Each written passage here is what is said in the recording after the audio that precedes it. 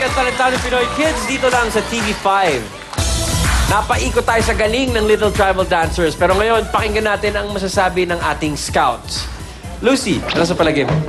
Ang favorite daw na topic ninyo kapag nagkwekwentuhan kayo ay ang inyong mga crush. Aba, Okay. sino mga crush niyo? Tatanong ko ngayon sa inyo, Justin sino Bieber? mga crush ninyo? Sino? Classmate. Classmate daw! Ay, wag na yung classmate. Sige, hayaan na lang. Wag na lang classmate kasi mabuking-buking. Sino na lang yung celebrity nyo na crush? Tito Ryan. Yeah! Jesus! Chikadora! 9 years old pala, chinichika mo si Tito Ryan. Sarah. Hindi, mga ano daw, classmates daw nila, ang favorite nilang Pero pinag-chismisan. pagpatuloy nyo yung ginagawa nyo kasi ang linis-linis na ng act nyo, paano pa kaya pag mas dalasan nyo pa yung practice ninyo at maggumawa pa kayo ng mas magagandang choreography? Congratulations! Thank you very much, Lucy. Enzo, ano sa palagay mo sa ating Little Tribal Dancers? Well, alam nyo, Little Tribal Dancers, huwag niyong pagkakalato pero yung idol nyo, yung Tribal Dancers, ako crush noon. Nah! Oo, yung Sam. Yung, di ba yung leader nila, yung Sam? Aha. Ako crush noon kasi alam mo kung bakit? Bakit? Malabo mata nun, Ryan. Thank you very much, Enzo. Tuesday. Hello, little tribal girls, tribal dancers. Hello. Ayan, gusto ko yung spunk niya, yung attitude niya, pag nung natapos talaga, may I sabit the boy on my shoulder talaga kayo. Tapos may ganyan kayo. Hey! Nung bata kasi ako, ganyan din ang maarte kasi akong bata. Tapos pagdadaan yung crush ko, ano ka ba? Hindi naman ako kinakausap. Arte-arte lang. Gusto niyo naman yung ginagawa ninyo, nag-have fun naman kayo? Yes. Ayan, maganda yan. Importante kahit anong ginagawa, basta masaya kayo at saka taos sa puso. Talagang tatagos yan, mararamdaman namin at makikita ng mga tao na masaya kayo, masaya din kami, di ba? Okay? So, good job, girls. Go, fight! Thank you very much, Tuesday. Joey, ano sa palagay mo sa ating Little Tribal Dancers? Hindi, tatlong bagay. Ito, seryoso ako dito. Tigilan niyo muna yung mga crush-crush na yan. Aba. Sayang, nabasa ko dito, mga honor students kayo eh. Mga bata pa kayo, mag-aaral muna kayo. Una yon. Pangalawa, nakalagay dito, nire-request nyo lagi, kakain sa restaurant pagkatapos kumali ng contest. Tingnan nyo mga itsura nyo ngayon. Wag. Sayang eh, dancers kayo eh. Dapat pa, tingnan nyo si Tita Lucy. At pangatlo, palitan nyo yung pangalan nyo, no? Little na, kids pa. Mamaliiting kayo masyado ng tao niyo. Ha? Pero okay yan. Nagsimula tayo sa 4 na miyembro ng banda. Tapos 4 na dancers na poy na ang tinitira. Yun mo, yung poy, alam niyo ho kung bakit poy yan. May apoy na yan. Pagtandaan niya mga yan. Alam niyo na kung saan dadamputin ng mga anak niyo. Sa Boracay po. mga mami. Okay, ha?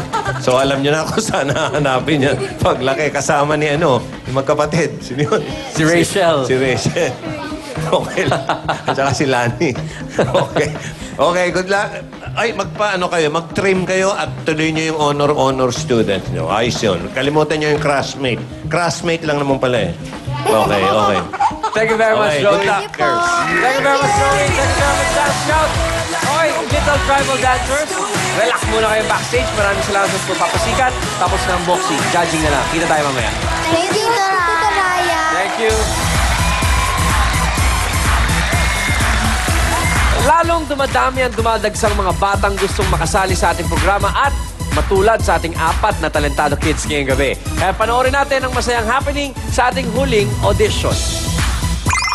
Yes, Tito Ryan! Check out this gig dahil matutuwa ka at maaaring magpakilig! Tulad ng rocker na batang ito, sa haba pa lang ng buhok, wala nang tatalo!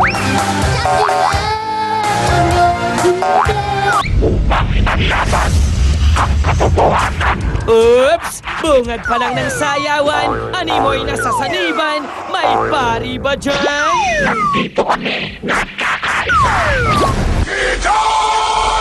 Talaga namang wala kang masasabi sa mga batang habay na habay!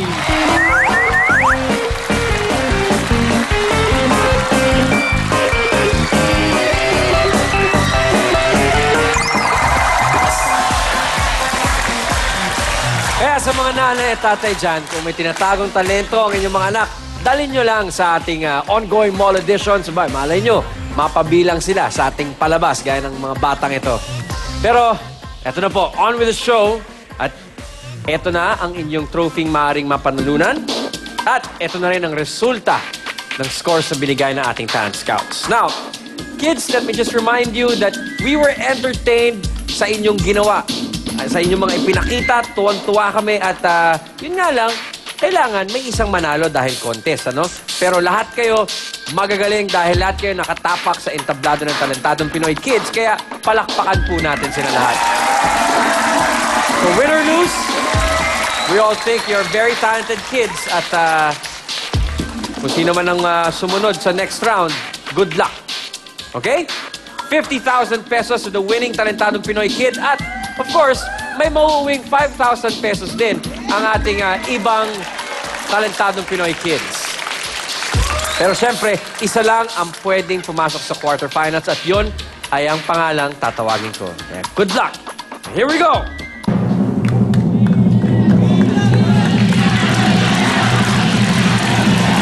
Ang talentadong Pinoy Kids na nakakuha ng pinakamataas na score mula sa ating scouts ay wala iba kundi si...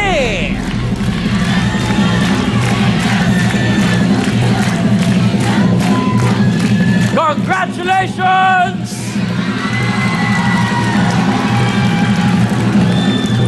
You're moving on to the next round, Jules Band! Guys, thank you very much for joining. Talentadong Pinoy. Congratulations, Jules Band. Magkita tayo sa quarterfinals, guys. Sa ating ibang talentadong kids, thank you very much. Sa darating pong Sabado, alamin kung sino ang panghuling talentadong kid na makakapasok sa ating second quarterly finals. So do not miss that. Ako po si Ryan Agoncillo at ito ang Kids Edition ng pinakamalawak na talent show on television.